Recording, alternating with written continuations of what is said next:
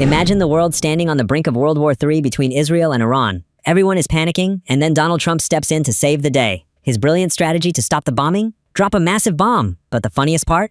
The media didn't even care about the actual airstrikes. They lost their minds because an American president actually cursed live on TV. Apparently, the F-bomb was way more important than the bomb. It's been a good week. It's been a crazy week. Goodness. I thought the week was just going to be about comedy in London. And then Israel and Iran happened. And then we were on the brink of World War III. You here are now Friday crowd having fun. Monday, Tuesday crowd. Oof. Yeah. You try tell jokes when there's missiles outside. Everyone was here because that would be a weird way to be, you know what I mean? At the beginning of World War III. People are where were you? And you're did you see what happened? No, I didn't. Where were you? Trevor was telling us about Brixton. It was such an insane story as well. Now I feel the world we live in, I sometimes think about parallel universes and timelines, and I'm not sure if I believe it, but when I do think about it, I go I think we somehow slipped into the ludicrous timeline. We were all in a very normal timeline, us as people, and then something happened around COVID, and then we went into the crazy timeline, and then the other versions of us are now wow, things have become very boring and normal. Because this is not normal, you know? The week starts off, it's been 2 weeks technically. It starts off, Iran was negotiating a nuclear deal with America. Negotiating a deal.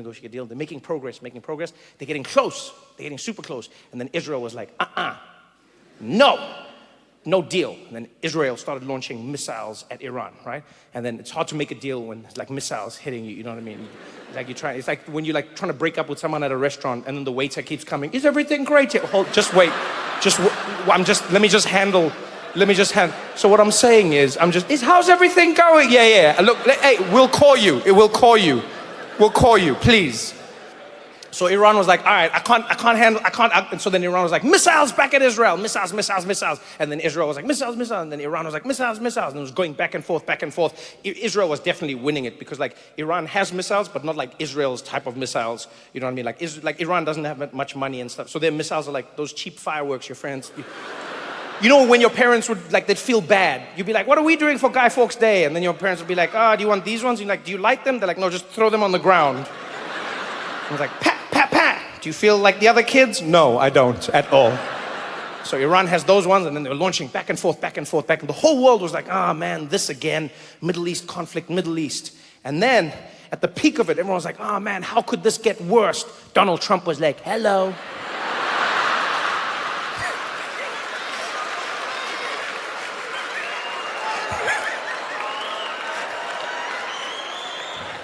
Donald Trump came in and he was I'm gonna help. I'm gonna totally de-escalate this situation. I'm gonna de-escalate this situation. And we were my man, you've never de-escalated a thing in your life. From your hair to your politics, nothing is a de-escalation. Nothing. But Trump came in and he's I don't like how Iran and Israel are launching bombs at each other all the time. So many bombs, we can't have this, it's not right. Too many bombs, we gotta stop it. No more bombs, we gotta stop it, we gotta fix it. And they're all right, how are you gonna fix it? He's by dropping bombs. I'm gonna drop bombs. And no one expected it. The whole world was okay, Trump is gonna mediate, or because he said to them, hey guys, let's sort this out, peace deal. We're gonna do a peace deal. And then he dropped bombs on Iran. And everyone in the world was what the hell? And a lot of people in my life were oh man, I can't believe that Trump did this. I can't believe. And they were so stressed. And I was yes, but look on the bright side. And they were what bright side? I was on the bright side, Trump also can't believe that he did this. That's the one glimmer of hope that I get from Donald Trump, is that he also doesn't know what he's doing. He's in it with us, which is a nice change. Oftentimes we're at the mercy of those in power, but he's in the mercy with us. We're all locked in a prison cell, but he's holding the key and he's we're all trapped.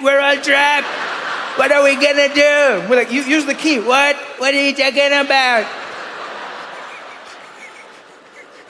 And the reason I say this is because Trump came out and he hosted a press conference about it. It was so wild. He hosted a press conference about dropping the bombs.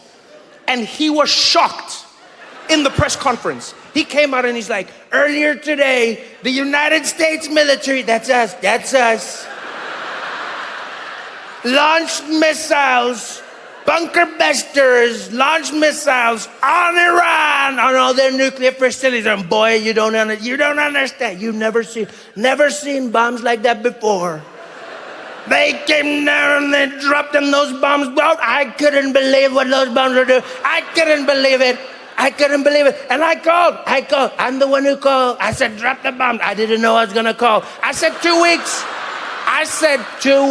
I told everybody 2 weeks. It was gonna be 2 weeks. And then I was on the plane. Then I said, I'm calling. Drop the bombs. And the bombs were dropped. I'd never seen bombs like that. I said, whoa, we're never dropping bombs like that again. I never seen bombs like that. Those bombs were dropped and now it's over. We're all good. And so now, because America had dropped bombs on them, then Iran had to respond, but then Iran didn't want to get into a fight. No one wants to get into a fight with America, you know what I mean? And so like Iran was like, we are going to retaliate against you. And then they launched missiles at an American base in Qatar, but then they phoned America first. They did. They were like, all right, we are launching bombs against you in like 45 minutes, an hour maybe. You tell us how long you need. Then we'll launch the bombs. And then the Americans cleared out their base and everything important, and then the bombs fell. And then Trump, very, like in an interesting way, he responded to Iran. Then he wrote on his like thing online on his profile, he was like, thank you to Iran for giving us notice about the bombs. Now it's over. It's all over. There will be peace. And then he said, Iran, Israel, peace. And they were like, all right, peace. All good. Then Trump went to sleep. And in the 4 hours that he was sleeping, Israel, like out of nowhere, they came and they were like, Iran launched more missiles. And then everyone was like, wait, what missiles? And Israel was like, you launched missiles. And everyone was like, no, And then Israel was like, too late, we're coming for you with more bombs. And then the world was like, what? And then Trump woke up. And this was the moment when I can safely say I have felt more connected to Donald Trump than I've ever in my entire life. Because that man is not a normal human being. Very seldom have I looked at Trump and thought, yeah, I can relate to this. But he came out after Israel was about to launch a full-scale bombing attack on Iran. And he came out, he heard about this. Man didn't even put on a tie.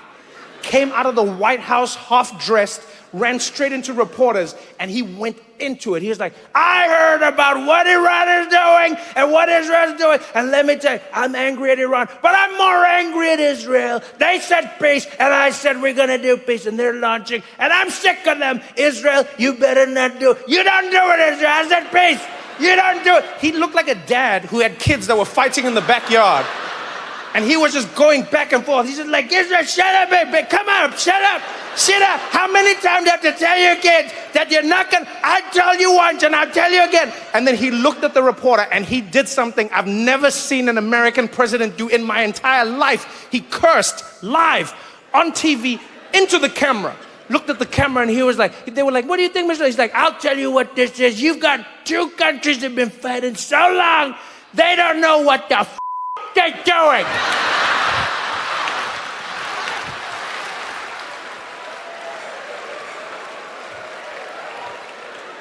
You're like, oh, Dad is mad. Dad is mad. And I don't know what was crazier, the fact that he cursed on live TV as an American president, or the fact that that somehow became bigger news than the actual bombs that were dropped. The bombs was like half a day of news. The biggest bombs ever dropped on a country randomly out of war was barely any news. And then Trump came out and he swore every news outlet, Guardian, BBC, Al Jazeera, CNN, you name, all of them, Trump curses, Trump swears, Trump says F word, F word. And I was like, damn, so the F bomb was more important than the bomb. everyone on TV, we've never seen this before. We've never seen an American president curse on national television. This has never, I don't even understand what we're seeing right now. Donald Trump, and I must warn sensitive viewers, yo, you showed footage of cities being leveled by bombs. You said it just casually. Let me show you some of the bombs that were dropped here. Let me show you some of the bombs. All right, now, Trump said something. I must warn you, if you have children in the room, you might want to cover their ears. You might want to cover their ears because he said the F-bomb. Like, people cared more about the words than the... It was the wildest thing. Wildest thing. I can't believe it. They were doing it as if the people in Iran were just like, yeah, no. The bombs are one thing. But what he said... You can take bombs back, but words are forever.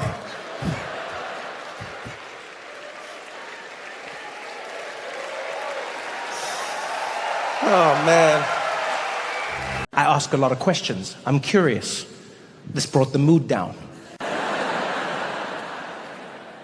And we're out and about. The tour guide was doing his shtick. He was happy as well. He was like, here behind me you can see this is one of the largest airports that was ever built in the world. Yeah, the world famous airport here in Berlin. And it is so large that they filmed the Hollywood movie, The Hunger Games, inside this airport. Yeah?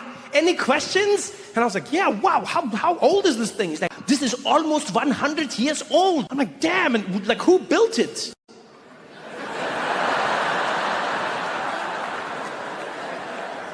Yeah, that is the unfortunate part of the story. This airport was built by Hitler. I could see I'd messed things up. I tried to bring the mood up. I was like, which Hitler? He's like, which Hitler? Which other Hitler is there? I was like, Henry Hitler? Henry Hitler? Who the hell is Henry Hitler? I was like, you don't know Henry Hitler? It didn't work. Like, yo, man. It was tense, but it was good. And what I mean by good is it was nice to be in a place where people don't bury their history. You know? And what I mean by that... Let's talk about Christopher Columbus, the greatest inspiration for failing upwards in human history. The man tried to sail to India, went completely the wrong way, bumped into the Caribbean, looked at the locals, and stubbornly insisted, yep, these are West Indians. He died completely wrong about where he was, yet he still got a national holiday named after him. Truly a masterclass in confidence. What I mean by that is that, like, when you travel through Germany, even if you don't go to museums, you cannot escape the past of both Berlin and what Germany did. There are monuments scattered throughout the city, prominent monuments. They're memorializing what Germany did to millions of Jewish people and millions of other people around the world. You see it, you understand it, they talk about it. You know, they teach their kids about it. They teach children in school. They're like, hey, this is what Germany did. They make sure they know. But they don't make them feel guilty about it, which is a pretty amazing balance for them to strike. You know, they'll say to the kids, they're like, hey, kids, I hope you understand. Germany did this. You're not responsible because you weren't there. However, because you're the future of Germany, it's your responsibility to make sure this doesn't happen again.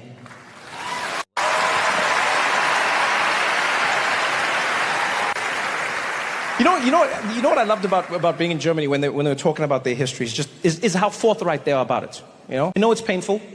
They know that it's a terrible blight on who they are, but they don't hide from it. Like when I saw them doing this, I was like, man, I wish America did this with history. You know? Because you ever see how awkward it is speaking about history in America? It gets tense. Doesn't matter what history it is, it gets tense. Columbus Day is one of those days. Every year in New York, there's a fight. Every year. Here in Detroit, there was a fight. There was a bust of Christopher Columbus that was around for 110 years. At some point, half of Detroit was like, we need to get rid of it. The other half was like, no, don't get rid of it. It was a huge fight. New York, same thing, every year. Columbus Day, Indigenous Peoples Day. Columbus Day, Indigenous Peoples Day. Yeah, there was an interview on the news I saw once. It wasn't supposed to be funny, but I found it funny. The reporter went up to some guy and was like, "Sir, what are you going to be doing for Indigenous Peoples Day?" And he was like, "Let me tell you something, it's Columbus Day. I'm sick and tired of people coming in and changing the name. We're proud of that day. It's Christopher Columbus. It's Columbus Day. It's not going to change. In fact, how would you feel if somebody came along, took something that's been around for a long time, and just decided to switch it and call it something else, huh? How would you feel?" I was like, "But sir, isn't that the spirit of Columbus Day?" I'll be honest, I'm not a big fan of Indigenous Peoples Day, the title. I don't think it's a cop-out. I don't think it's specific enough. It's lazy. You know, Indigenous Peoples Day. Which Indigenous people? Where? How? Give me something, you know? You know what I liked about Columbus Day? Is that it was specific. Yeah. It was a specific, inspiring story of a man by the name Christopher Columbus, who believed against all odds that he could sail the wrong way around the world and get to India from the other side. Nobody believed in him. Yeah. He was like, "I'm going to do this." They were like, "You can't do it, Chris."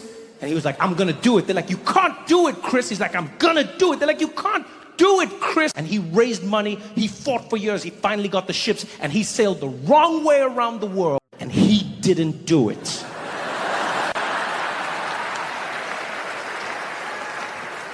Not only did he not land on the other side of India, he found himself in a place called the Caribbean, and he was like, "This is India." And the people there were like, "I don't know if you've been eating some of the herb we've been leaving about, but this is totally not India." And they're like, "This is India and you guys are Indians." "Brother, we are not Indians." He's like, "I know Indians when I don't see them. You're Indians. You're just on the far side, so you're West Indians." And he stuck with it.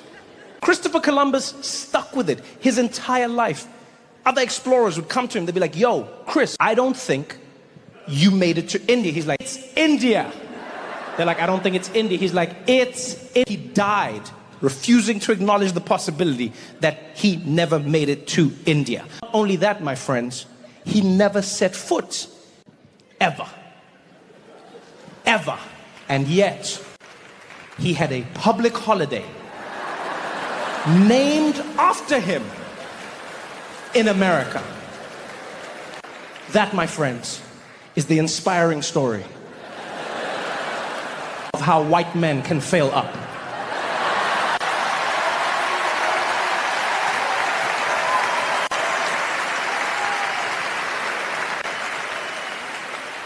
See another place. Discover a different point of view. Traveling is the antidote to ignorance. And that's so true. It changes your mind, your perspective, how you what you believe. And you know, one of the greatest things you can do when you travel, one of the greatest things you can do is traveling to a country where they don't speak your language. That's probably my favorite thing. Going to a place where they don't speak English just to make you realize how insignificant you really are. You're not the center of the universe.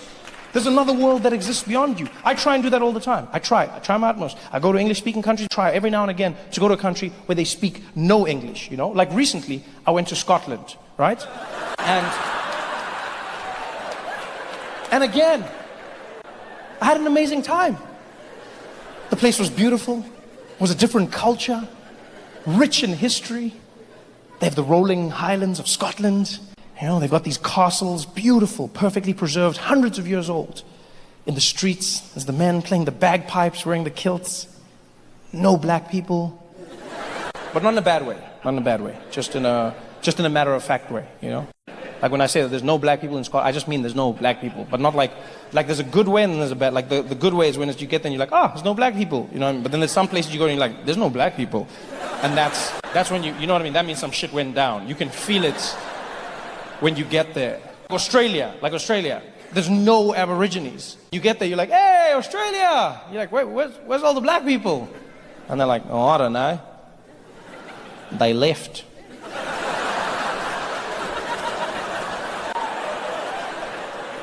You can feel something went wrong. But Scotland doesn't have that, you know?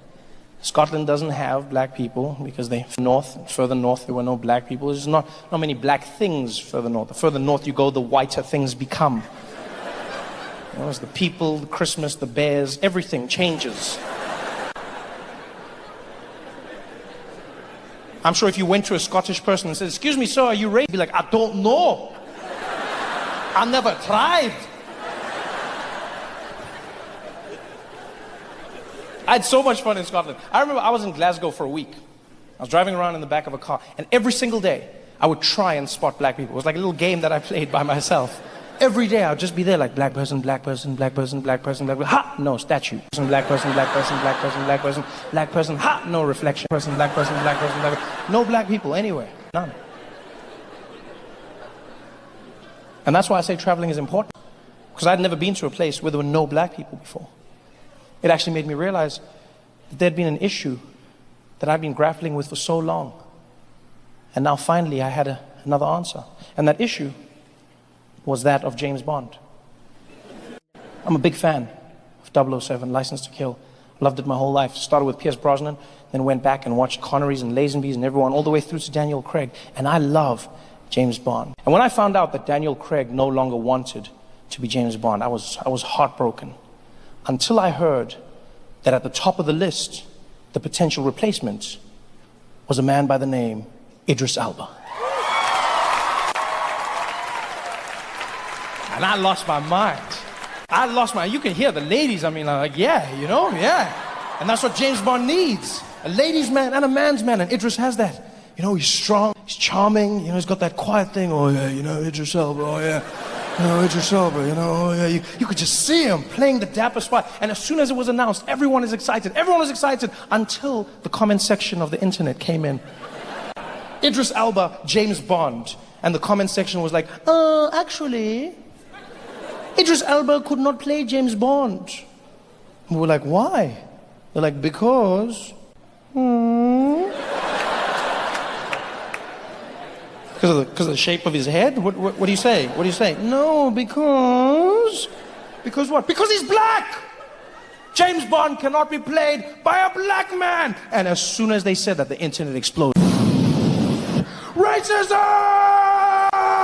And immediately that happened. I jumped in. I don't even know what it's about half of the time. I just jump in. You just hear racism and I rep my side. I'm just like, racism, racism! Ah, you guys will explain it later. Racism! And I was in there and I was like, what the hell's going on? James Bond could not be played by Idris Elba because Idris Elba is a black man and James Bond is white. Well, actually, James Bond is a fictional character and so we can be played by anyone because it is fiction. And they were like, when you think about it, James Bond was based on a real man who was white and so he should be played by a real white man. And I was like, this doesn't make sense because if you think about it, Jesus was technically a black man, but he gets played by a white man.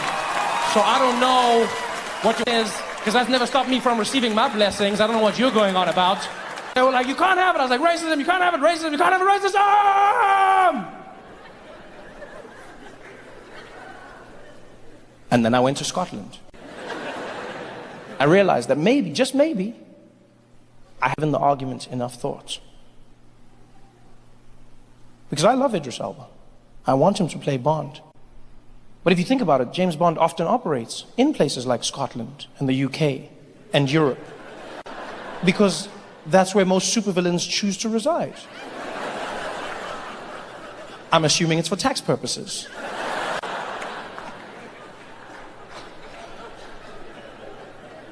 No matter how you feel about the issue, you have to admit it would be particularly difficult to be a spy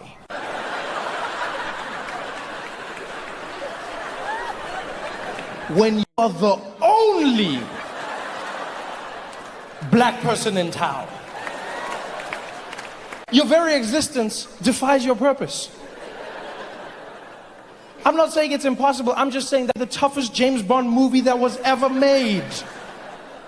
Can you imagine that scene? Idris Elba, James Bond, planting the C4, blowing up the bad guy's leg, jumping on a bike, riding into the town square, and the bad guy's right behind him. They pull out their guns and start the chase is on. Get it, pew!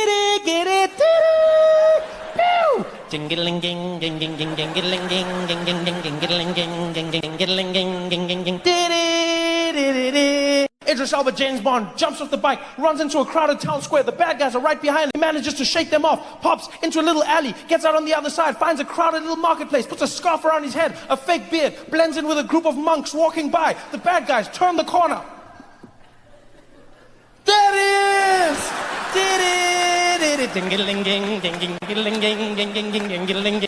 James Bond manages to shake them off, gets into another group of areas, pops out on the other side, finds a transportation hub, gets into a bus, the bus goes one way, gets into a tram, the tram goes the other way, the bad guys turn the corner. There he is! The movie will be 10 minutes long. It would end with James Bond panting in an how did you find me? We would lose so many epic scenes. Like that moment where James reveals his name. Scene in the casino we always wait for. Him dressed in the tux, playing a high-stakes game of baccarat. See Idris Elba walking over to the bartender now to place that iconic order. Bartender, I'll take my martini shaken, not stirred. The name's James Bond? I know.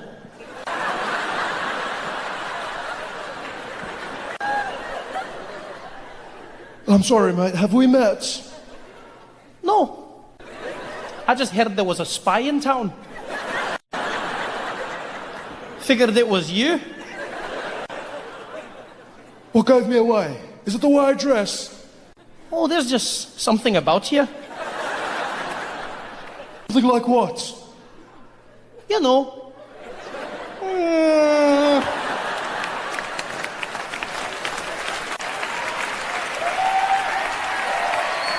Never, under any circumstances, trust a Scottish person when they invite you out for a wee little drink. It sounds so harmless, right? Wrong.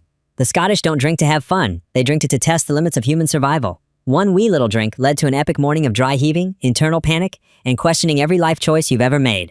It'll be hard. Scotland was so much fun. Everyone was there. I felt like I was learning something new. I did learn something that I wish to share with you, and I hope you will not suffer the same ills I did. If you do go to Scotland and you are ever offered a drink, don't. Because you see, the Scottish, unlike us, we drink to enjoy. The Scottish drink to die.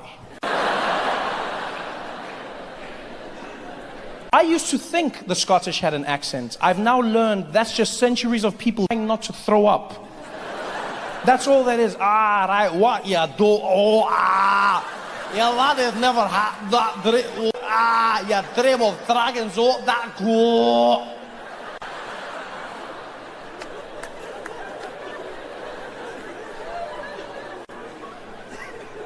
I made that mistake myself. I was doing shows in Edinburgh, and after one of the shows, I left the venue, and my friend Mick was waiting for me backstage, and he was, Trevor, how was your show? I said, it was really good. Mick, how was yours? He's like, oh, not too bad, not too bad. You know what, me and the lads were going down to the pub, gonna grab a drink. You wanna join us? And I said, no, I don't really drink, Mick, I'm just gonna go home. He's like, oh, it's not about drinking, right? We're just gonna hang out, right? Just grab a wee little drink. And that's where he got me. Scottish people do that so well. They're like, oh, wee little drink. It makes it sound harmless, doesn't it? Oh, just a wee little drink. Sounds tiny. A wee little drink. Yeah, wee little. Nothing sounds dangerous like that. Yeah, what happened in Nagasaki? Oh, they dropped a wee nuclear bomb. Doesn't sound that bad. He was like, a wee drink. I was like, oh, you know what? Let's have a wee little drink. And so I joined him. And we went drinking. I don't remember. I do remember waking up the next day in my bed, partially dressed, shirt on the floor, pants still on, left shoe on, right shoe on the pillow beside me, and my head pounding, pounding, pounding. You know, you can hear your heart beating inside your head. And so I get up and I'm like, oh, I feel horrible. And as I stand up, I could feel the vomit coming. I could feel it. Yeah, I could feel it. It did that thing. But I held it. I controlled that. Because if there's one thing you should know about me is I don't throw up, okay? Let's just get that straight right. I don't throw up. I control myself. When I see people throwing up, I'm like, you're weak. Control yourself, you're weak. This is my body, this is my temple, I control it. The body tried, it was like, whoa. I was like, no, no. My body was like, come on, man, I gotta, no, no, breathe. Had it in check. Went to the kitchen, started to make some breakfast. And as I poured the milk into the cereal bowl, my body was like, hey, Trevor? I was like, hey, what's going on, buddy? Hey, do you mind if I burp? Of course I don't mind if you burp, buddy. You burp all the time. Yeah, because I'm gonna burp right now. Just a standard everyday burp. I was like, I don't know why you're warning me. You never warn me usually when you burp. You usually burp. I wanted to let you know it's just a burp. You don't have to worry about it. I was like, okay, well, go ahead and burp. I was like, oh, well, here it comes. And my body was... Yeah, but then I caught it in my mouth. I caught it in my mouth, though. And, oh, yeah, judge me. Judge me. The only reason you know the taste is because you're alcoholics. You're going to judge me. We've all done that before. And I'll have you know that's the classy thing to do. You catch it in your mouth so you can handle your business in the toilets. Caught it all in my mouth. I ran to the toilet. I threw up, and it was the worst feeling in the world. I don't even drink. Throwing up is now an added reason to not. And you know when you're throwing up, the worst part for me is the dry heaving. You know when you're done, everything is finished, but still, like that's when I know that humans aren't as evolved as we think we are.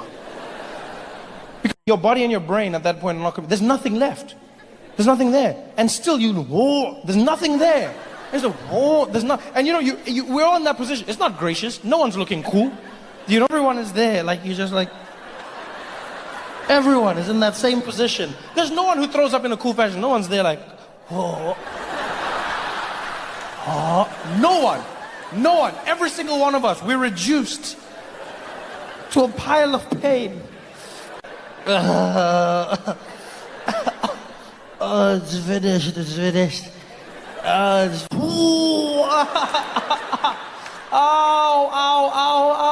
Oh, it's so sore, there's nothing there. Why don't you realize? Oh, please, I'm dying. Oh, I'm dying, I don't even know. And then blood came out. Yeah, not good. So I panicked, because I was like, I'm bleeding internally. I need to get to the hospital. Called my friend Mick. I was like, Mick, where are you? Oh, Trevor, I'm at home. What's going on? I said, Mick, I need your help. I think I drank too much last night. He's like, yeah, right, and? I said, and then this morning, I threw up a lot. He's like, yeah, right, and? I said, and then while I was throwing up, blood came out. He's like, yeah, right, and?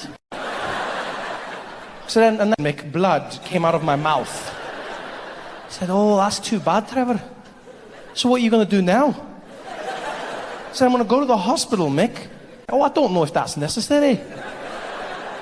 Like, was it a lot of blood?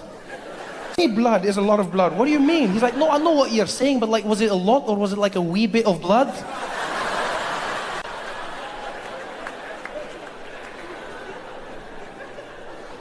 Mick didn't take me to the hospital. Instead, he decided to come over with some bananas and white bread. Forced me to eat that. And that night, I had another show. I was horrible. It was a bad show. And afterwards, I leave the venue. And who's standing outside waiting for me? My good friend Mick. And he's like, Trevor, how was your show? I said, it was horrible, Mick. It was horrible. I thought I was going to die. He's like, oh, that's too bad. You want to go talk about it over a pint? I said, what, Mick? He's like, yeah, let's go grab a wee drink. I said, there's no wee nothing here, my friend. There's no wee ever again. He's like, what are you talking about? I said, Mick, I thought I was going to die. I'm not going to drink. He's like, don't be like that, Trevor. It's just one bad day. I was like, yeah, and I'd like to live to see another, Mick. I'm not going with you. Oh, Trevor, don't be like... I'm like, don't be like what? He's like, don't be a pussy. And that's where he lost me. That is where he lost me. I understand what he was trying to do. Picture this. Nelson Mandela's memorial service is being broadcast to millions worldwide.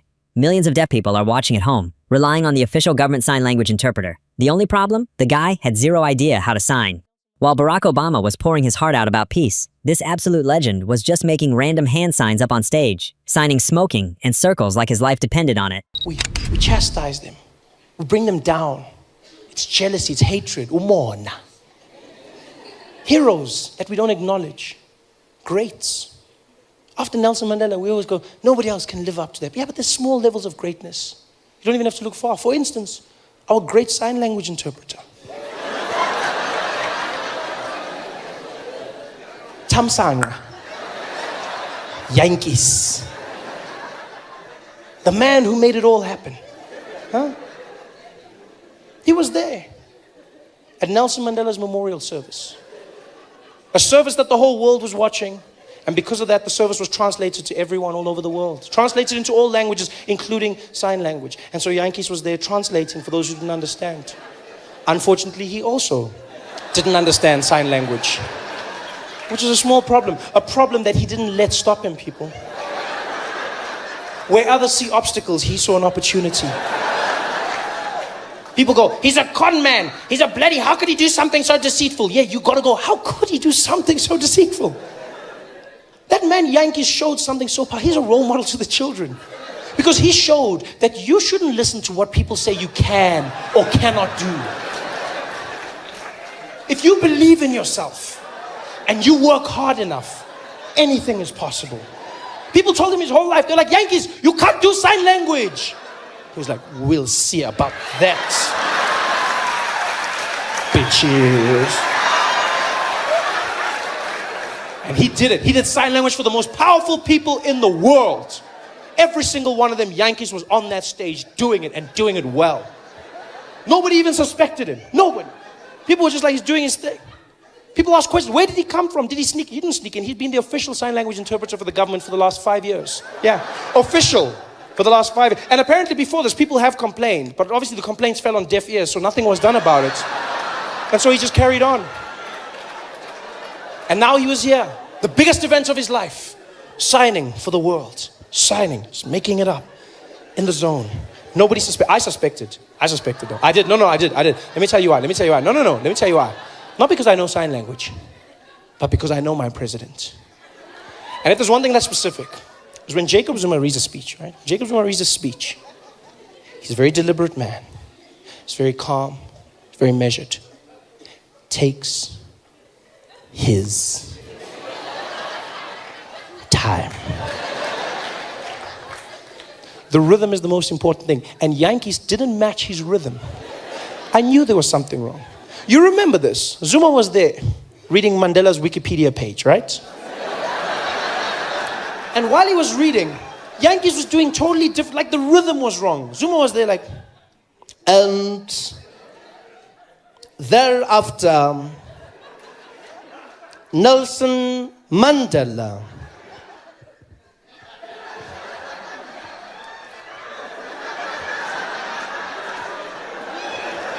went to Robben Island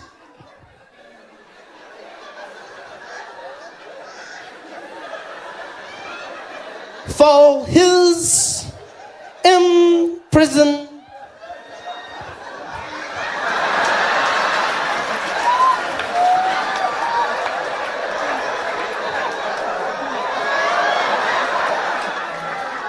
Term and to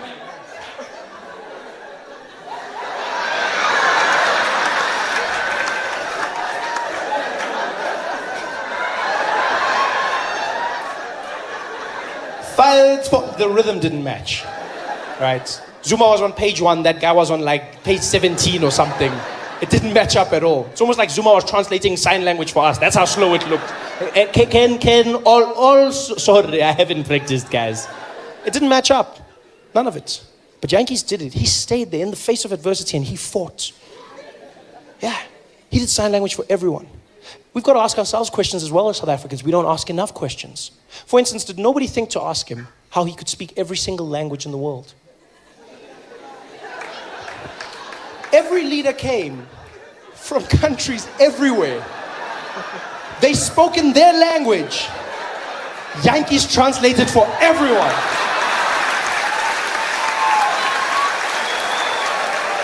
Did nobody stop to ask? Even for a second. The president of Brazil is standing up there. Nelson Mandela está by.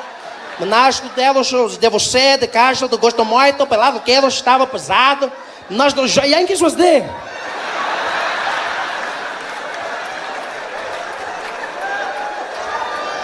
Did no one say, hey Yankees, you can speak Portuguese? I'm in the zone, Baba, I'm in the zone. I'm in the zone. Did nobody think to ask? He did sign language for everyone. The ambassador of China was up there. 가도시, 전도이 넬슨 만델라. 다도 입시fu, 다도 신주의 공고로 바도시. Yankees was there on the side.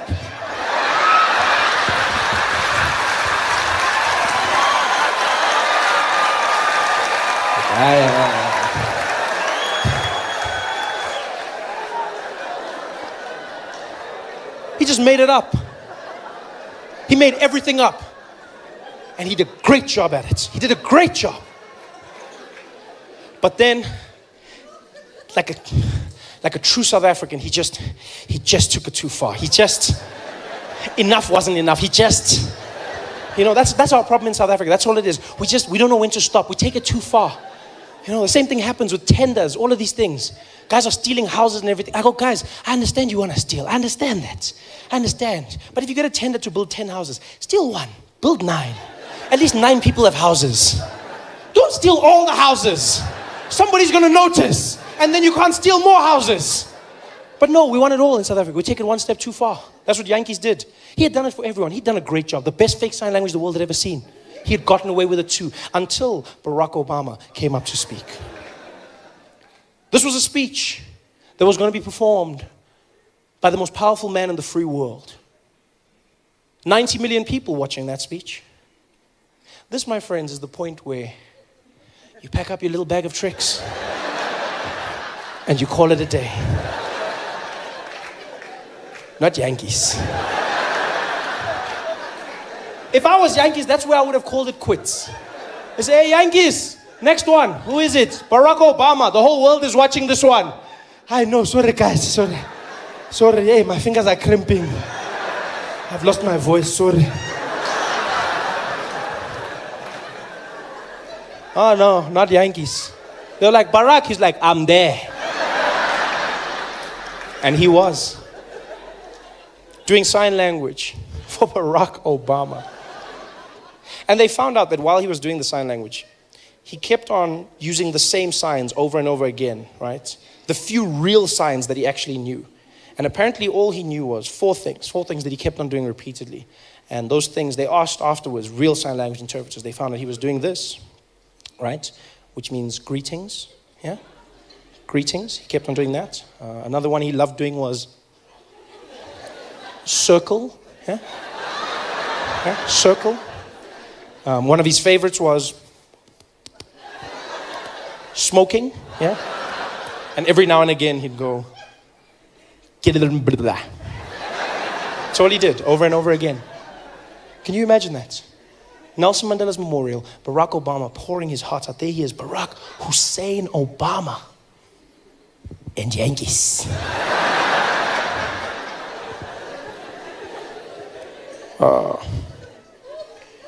As Americans, Nelson Mandela's a man that showed that through peace, you could free not only the prisoner, but also the guard.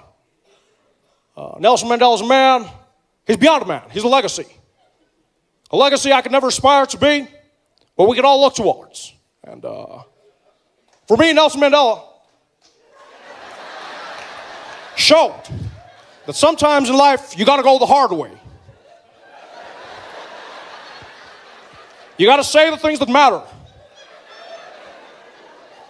And always remember to do what counts.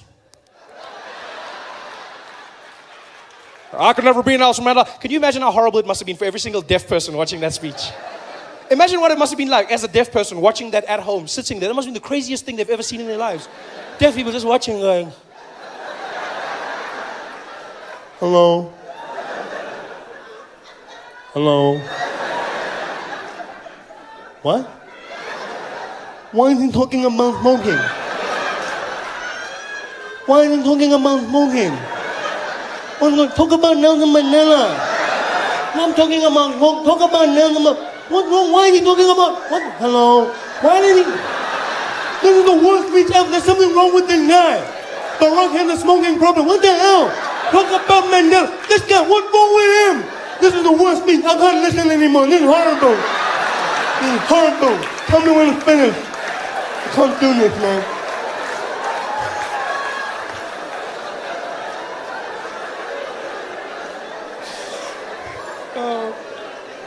That speech must have been ridiculous. By the way, that's only the second time I've ever told a joke about deaf people, ever. Only the second time. Told one joke when I was starting out in comedy and then I stopped because I believed you shouldn't make jokes about disabled people. It's the wrong thing to do. It's wrong, you know. And I never did it again until one day my life changed. I got asked to do a show in Sun City. I was asked to do a show. Sasol was organizing a going away party for the South African Paralympic team when they were going out to London. And so they invited me. They said, Trevor, we'd like you to come and do a show to perform for Ama Kroko Kroko. We'd like... Oh, you forgot. You forgot that that's the name we gave our Paralympic team. Not a nickname. That was our official name. We had Ama Pogo Pogo, Bafana Bafana, and Ama Kroko Kroko. We called our Paralympic athletes Ama Kroko Kroko, which means the broken things. A bunch of crocs. That is the worst thing you can call a disabled person ever. Ama Kroko Kroko. That is what we call. You got Ama Kroko. That's probably what Reva said to Oscar that night. That's the only thing I can think of. Don't you call Ama Kroko Kroko? Ah! Ama. So anyway, I was doing a show for Ama Kroko Kroko, right? And because I'm there, I did no jokes about disabled people or anything that could be seen as offensive. I did nothing like that. And after the show, I was meeting some of the guys. Everything went well. And one of the athletes came up to me, and I'll never forget this till the day I die. He came up to me, and he was partially deaf. And he introduced himself, and he was a fan, a great fan. And he was like, hey, Trevor, hey, man, how are you? I said, hey, how you doing, buddy? How are you? Good to meet you. Good. He said, yeah, man, great to meet you. Great to meet you. I'm a big fan. I said, oh, thank you. Thank you very much. Thank you. He said, yeah, dude, like, I love your stuff. You know what? You should have subtitles because, you know, sometimes I don't get it because I'm partially deaf. I was like, oh, I didn't even notice. Yeah, it's cool. Yeah, I didn't even know. I just thought you had an accent. That's cool, man. That's nice to meet you. He said, yeah, that's cool, man. I didn't have a question if you don't mind. I said, yeah, go ahead. He said, how come you never tell jokes about deaf people? So I'm sorry, what? I don't tell jokes about deaf people. He said, yeah, how come you never tell jokes about deaf people? I said, what do you mean? He said, well, you tell jokes about everyone. Tall people, short people, black, white, everyone. But I've never heard you tell a joke about deaf people. Why?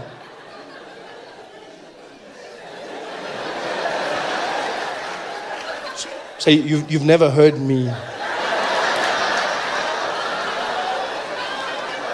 tell a joke about deaf people? Yeah. No, man, not like that, you stupid. No, man, you're an idiot. I said, no, dude, I don't know. I don't make jokes about deaf people. He said, yeah, why not? I was like, because I shouldn't make jokes about deaf people because if I did that, then deaf people would be hurt and they would be offended. Why would we be hurt? It's not like we don't know we're deaf. So I thought I was protecting you. Protecting us from what? From laughing. We also want jokes. We're deaf. Yeah, we know we're different, but we still want the same things. I was like, yeah, but you know what's funny is you say I must make jokes, right? But even if you're cool with it, you know who will complain? People who can hear. Yeah, they'll complain on your behalf because that's what people do. They get offended for other people. They'll be the ones going, oh, Trevor Noah's an asshole. He made jokes about deaf people. You're like, so? Why do you care? I said, because it hurts. It hurts. He's like, dude, you're a comedian. Suck it up.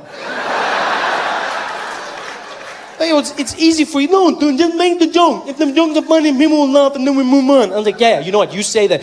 But then what do I do if they complain? He's like, dude, if they complain, then complain. Okay? You know what? Go do the joke. Go do the jokes. And then, if they complain, you must do what I do. I was like, what do you mean? He's like, just don't listen. Imagine getting a phone call that your mom has been shot in the head and the lower buttocks.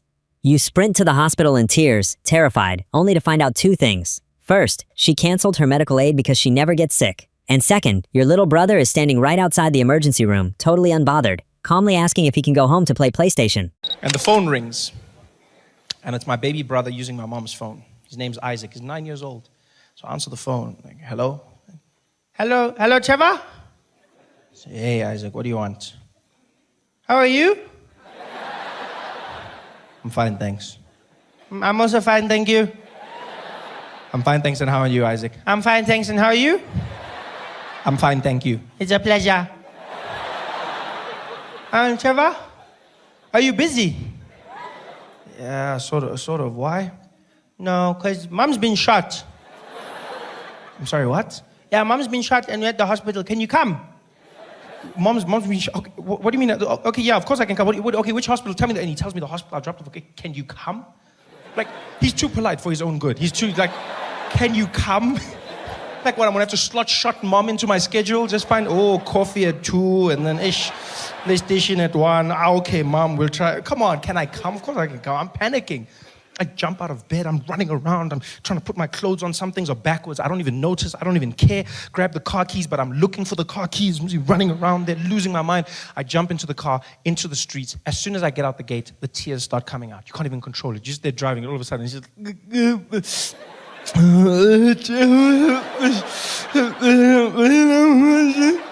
I'm driving, I'm trying to hold it back, but then I get to the traffic lights, the robot is red, and I just let it out. It just comes out. No,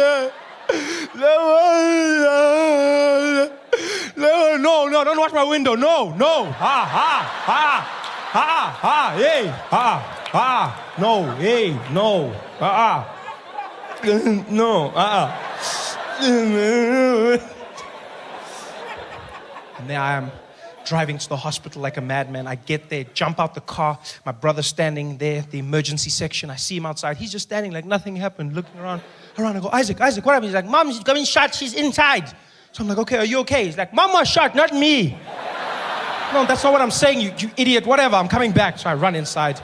My mom's in the prep area. All the doctors are standing around her. There's blood everywhere. I'm looking at the doctors. And just by the way, doctors are not as good looking as they are on those TV shows, eh?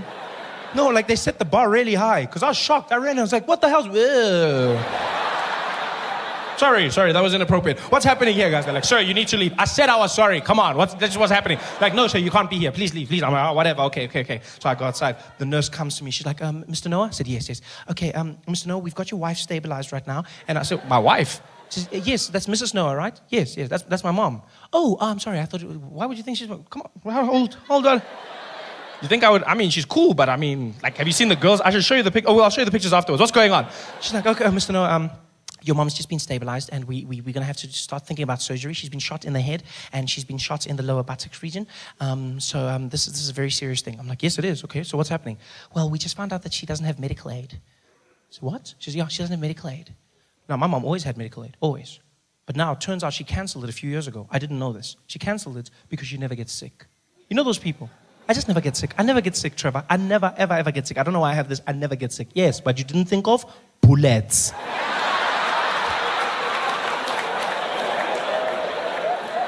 Now she's in the hospital, no medical aid. So I said to the nurse, well, what does this mean? She says, well, Mr. Noah, it means we're going to have to put her back in the ambulance and send her to a public hospital.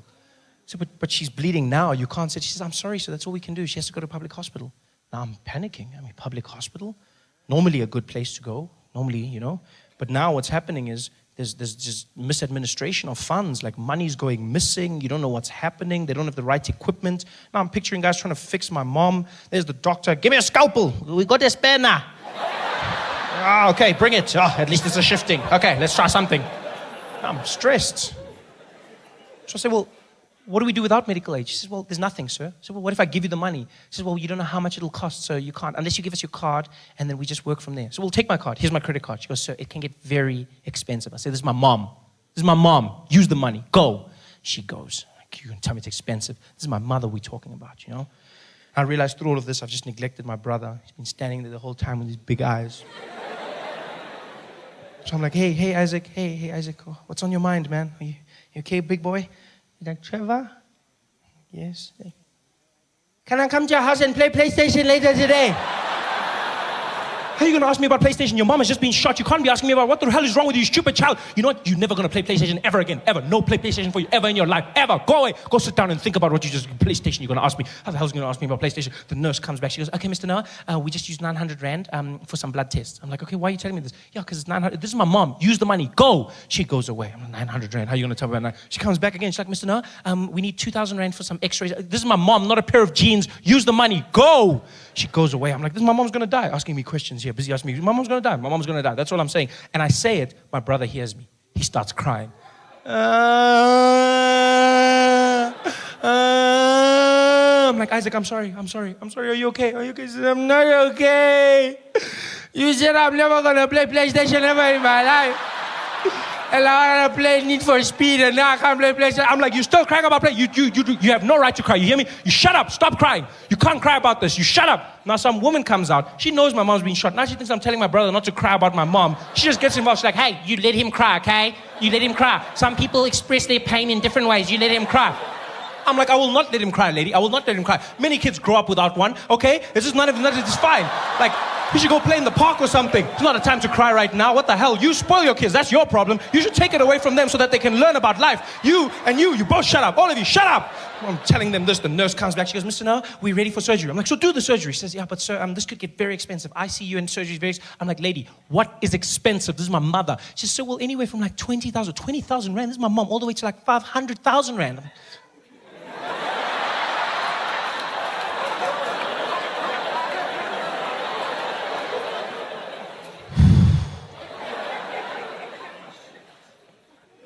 Yo, but she's lived, eh? I mean, she's like, what, 56, 57? I mean, it's almost finished. I mean, you know? Even she says she's old. I mean, you know? You said the bullets in the head, and head, it's finished. Yeah, because now that we need to pay for the funeral, and we need to buy scones for everybody, and this guy needs a PlayStation, you know? So, I mean, I don't know if... She's like, sir, we need the go-ahead, otherwise we can't do anything. I said, okay, well, you know, use the card, just use the card. We'll handle the debts. She goes away. I'm stressed. Because I've seen this happen to people. Go into a hospital, you don't have enough money, use your credit card, next thing you're in debt for years, and the person could die. Yeah, the person dies. And when they die, the doctor doesn't give you your money back. No. No, he doesn't. Yeah, because he tried, and that's all he has to do. You'll get there and be like, doctor, did you win? Be like, wah, wah. And your money's gone. That's all I was stressed about. But the most amazing thing happened. Turns out, my mother wasn't that badly hurt. It was a miracle, really. The ass bullets didn't do much damage, because my family's gifted. The head bullets didn't hit anything vital, yeah? Other than the head, obviously. But it missed her spinal cord, missed the nerves, didn't touch the brain, went right through, missed the eye, hit the eye socket, and so deflected, and all it did was it cut a piece of her nostril off, just one side, and the bullet went out clean, which means she didn't have to go in for intensive surgery, and her recovery was only a week. Yeah, a week, which was fantastic, because that means the bill was only 24,000 Rand. I mean, and she's alive, yes, but the bill was only 24,000 Rand. This is great, really great, because 25 was my cutoff. So, you laugh, but that's how much I've calculated I'm willing to pay my mom back for all the ultramel custard I've consumed in my life. Everything else, none of my business, eh? Food, clothes, schooling, all of that stuff, I'm not paying. I hate it when parents say that to their kids. You know how hard I have to work for your bloody school and your clothes? I didn't ask to be born. That's your job. Please. You handle that. I asked for the ultramel. We can keep a tab. Don't involve me in your things. That's what I calculate, 25,000. Yeah. I would have been there. 24,750. I would have been there at the doctor. Eta. It's fine, my man. No, stop. No, you tried. You tried, man. It's cool. No, you tried it. No, just switch off there. Switch off. How much? 250 left. We'll pour petrol or something. It's fine. Just switch off there. You tried. Yeah. It was fantastic. I told my mom about the 25. She laughed. She didn't know I was serious. And to show you what a crazy family we have, my mom's in the recovery ward. She's got those tubes in her and everything, and the IV, and my brother's in the corner bored out of his mind, and my grandmother's in the other corner reading the Bible, and I'm holding my mom's hand and I'm crying. Still crying. This is a week later, I'm still crying. I've been crying the whole week, but I've also been using this time to cry for other things in my life. No, because as a man, you need to know when to cry. You loop it all together and you just cry at one time. It's like we cry in bulk. You got to understand. You cry. You don't just cry one. Cry in bulk. Yeah. So I'm crying for everything. And my mom looks at me and she goes, "Shh, Trevor, shh, don't cry, baby." I said, "No, Mom, I'm going to cry. You're shot in the head." And she says, No. Look on the bright side. I said, "What bright side?" She says, "No, at least now because of my nose, you're officially the best looking person in the family." I was like, "Oh, by default." Hot is where the worst thing is everyone comes up to me and they go, "Well, you must be used to this being from Africa." And no, I'm not. I'm from Africa, but that shit is hot. That was just, no. I was scared to go jogging because I thought if I ran out in the street and fainted, wouldn't the local news love that? I'd be running and I'd fall down in the heat. They would have their vans reporting live. They'd be standing there going, "So hot in Atlanta, even Africans are fainting." So I'm enjoying this. Really happy to be here, This is going to be good for us, I hope. I say I hope because I never know with stand-up comedy. It's just, it's an awkward experience, I find. I'm always nervous. I find comedy is very similar to sex for me. Well, it's exactly like sex when you think about it. With me, the comedian, playing the role of the man, and you, the audience, the role of the woman. Because it's my job to satisfy you. And you just have to sit there.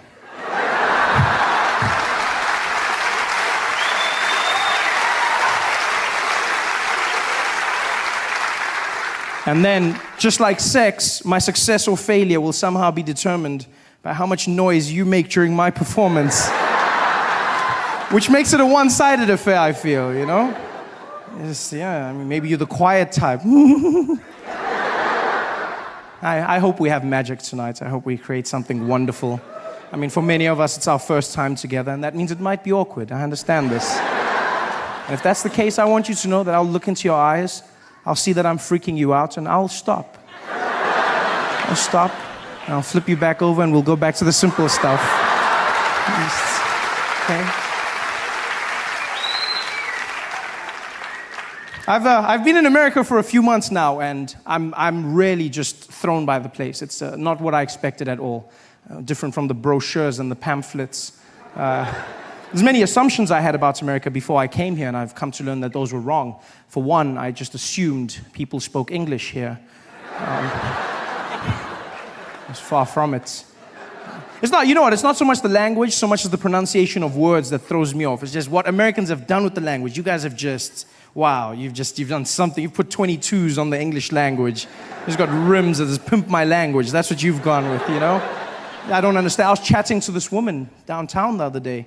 She came up to me and she wanted me to see something. I don't know what though. She was like, "Oh my God, look over there." I said, "Look over what?" She's like, "Over there. Look at that her." And I said, "Her?" She's like, "No, her. There's two of them?"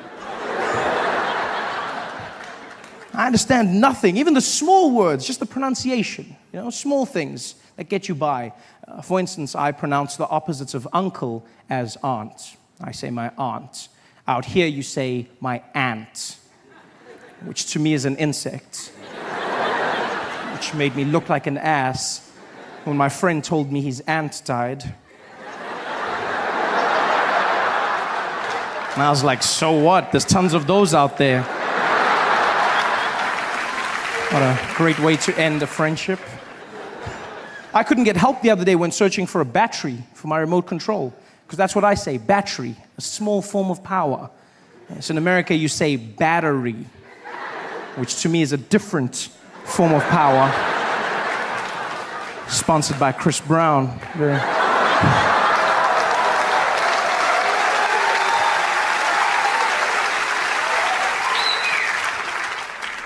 And you know what, I understand. We live on different sides of the globe, so it's fine. The language will evolve. This is something I've come to understand. But I hope I change one thing in your hearts forever. Just one thing. And that is that animal in the wild that looks like a horse. It has black and white stripes. Yeah, do me a favor. From now on, please, it's not zebra, okay? It's zebra. Yeah? Just like it's not Debra, it's Deborah. Same structure of word. Plus, you cannot name them because you do not have them. Zebra. This is madness. Everything out here is different. Do you know how hard it is to learn when you come out here? You have to change everything. There's the measurement system, which is just, I mean, America, you guys have your own thing, the imperial system, you know? On my side of the world, we use the metric system, and by my side, I mean the rest of the world, you know? We have the metric system, which is, amongst other things, very efficient. It's a very simple process. You know, everything goes into each other. And out here you have imperial, which is fine. I mean, I won't judge you. If you want to be imaginary, that's up to you. But I just feel like there's some consistency that's needed. Small things. Like, for instance, when we abbreviate our small measurement, milligrams, we use mg, milligrams. Mg, milligrams. Yeah? Yeah? And you guys have ounces, which you then abbreviate OZ. There's no Z in the word, ounces. I don't know. That's pale in comparison to what you've done with pounds. That for me, please explain to me how the abbreviation for pounds became LBS. Pounds. I look like the idiot walking into the store going, could I please have the 2 labs bag of sugar? Guy was like, you mean pounds? I said, I don't see the P. No, I don't. He said, well, it means pounds. It's not LBS. A lot of bullshit. That's what it stands for. This is horrible.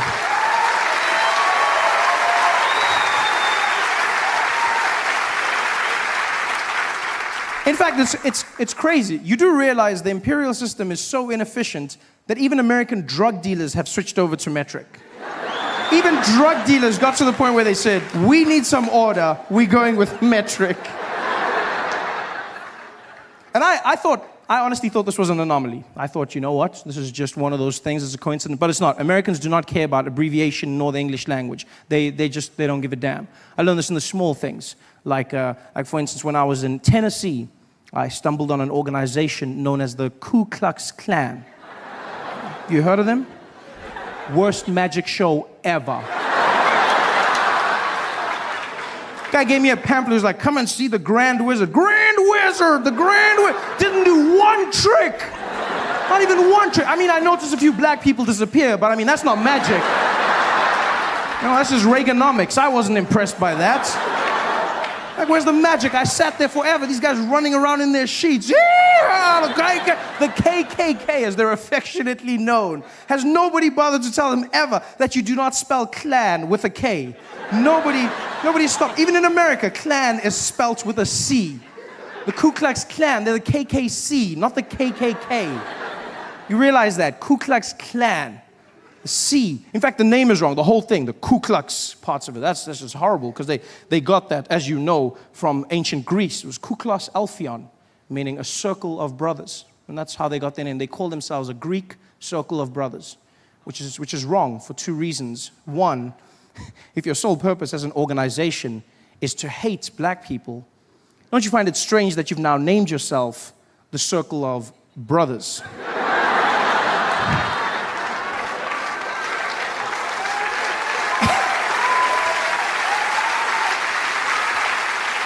And secondly, do they realize that in ancient Greece, circles of brothers were doing very different things with one another? Very loving, very, you know, yeah. If they were really a Greek circle, the sheets would be a bit higher up, you know, just more of a, yeah, maybe one more hole. They're not a... Every single time elections come up in South Africa, people always start to panic, you know. Ever since our first democratic elections in 1994, Nelson Mandela was about to become president, people started panicking. You remember that? There were people, you'd hear them, I'm leaving, I'm going to Australia. I'm going. It's been fun, Mary, but it's time to go, hey? It's time to go. They're gonna take over now. And then Mr. Mandela became president, and they all stayed. He's a wonderful man, wonderful man. If it wasn't for him, I would have left, hey? A wonderful man, yeah, he's really great. Next elections came, Thabo Mbeki was about to become president. People panicked again. I'm leaving, I'm going to Australia, I'm going. I swear, I'm leaving, Mary, hey? Now that Mandela's gone, you know they're gonna eat us. It's time to go, I'm going to Perth. And then Thabo became president, and once again, they all stayed. He left.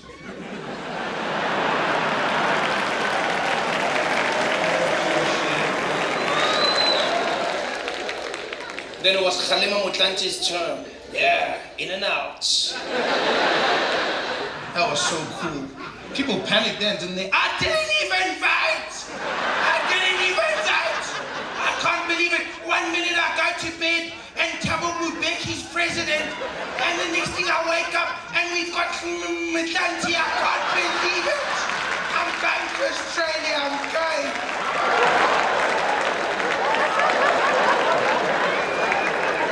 Oh, and then it was Jacob Zuma. Oh, the original boogeyman. Yeah, that's when you heard people panicking. Things were different though in South Africa, because for the first time in our history, you heard black people going, "Eish, how much is that ticket to Australia again?"